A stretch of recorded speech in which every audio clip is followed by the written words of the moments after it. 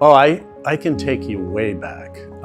Ever since I was little, I've had this emotional connection with water, be it being a swimmer on a swim team, a canoeer through the Great Lakes region, windsurfing on lakes in Wisconsin. I've always had that connection. And as I developed, I became an engineer and took a job with Kimberly-Clark Corporation, where I was for 23 years. With several years in R&D and product development, I suddenly found myself in a paper mill in Southern California, where there isn't a lot of water, and paper making takes a lot of water. So my attraction there was to figure out ways to reduce water consumption in a way that made good product and saved lots of water. And I was able to do that by reducing from 2 million gallons of water per day, which is a lot, down to 1 million gallons per day. Just in context, that is enough water to supply a town of 11,000 people or so.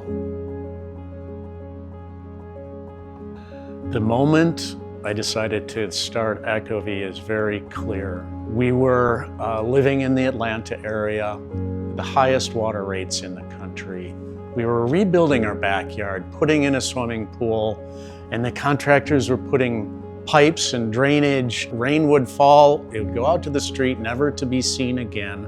I had this brilliant idea of collecting that water in a tank and using it for irrigation. And then come to find out there actually is a community of people that do this. And I joined that community at that point in time. People were saying, I'm kind of obsessed with this thing. Why don't you start a business? So I did.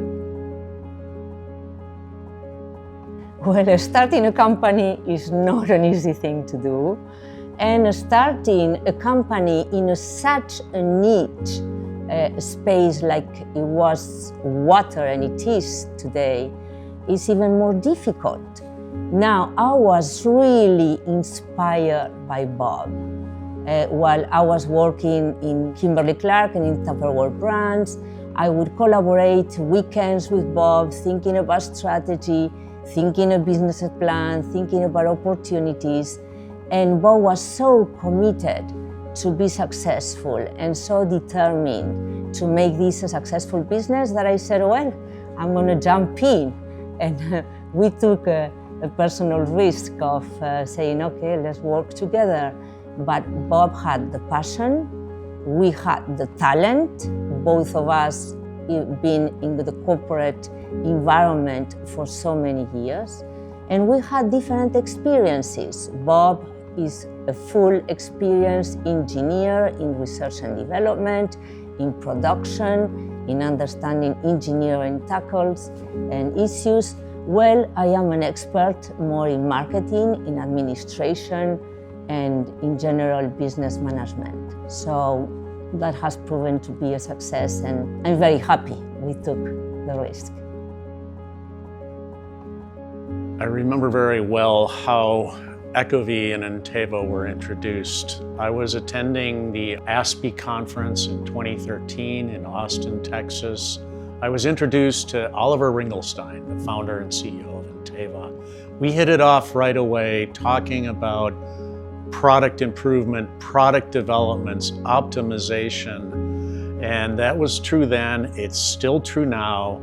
We've done many advances in our technology over the last 13 years, bringing German engineering into the packaged Aqualoop gray water system, optimizing pre-filtration for the American regulations and market. And I could go on and on about how Inteva's know-how and our market knowledge came together to get to where we are today, which has been quite successful.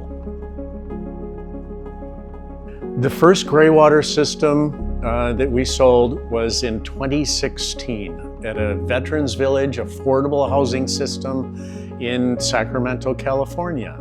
We had just received our NSF 350 certification. We were scaling up from residential scale solutions to more commercial scale like this was. And we thought we had the greatest solution. It was easy to put together, easy to install, easy to design. We went into with the installers, and they looked at us real funny and said, "What the heck is that thing? And how are we going to install it?"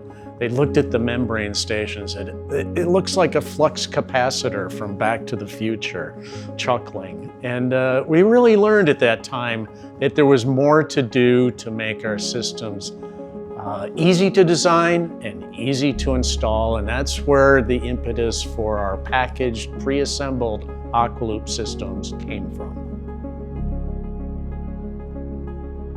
The one piece of advice I would give myself from 15 years ago is to really focus on the key drivers, what's really going to get adoption of our systems. We're doing projects that are building by building, site by site, and to really have an impact on the water infrastructure here in the US or anywhere else for that matter, we really have to have high adoption rate. And what drives that? It's not necessarily water rates, it's other things like water infrastructure for discharge, water supply infrastructure, the impact of droughts, population growth, and combining all those to see where the market opportunities are.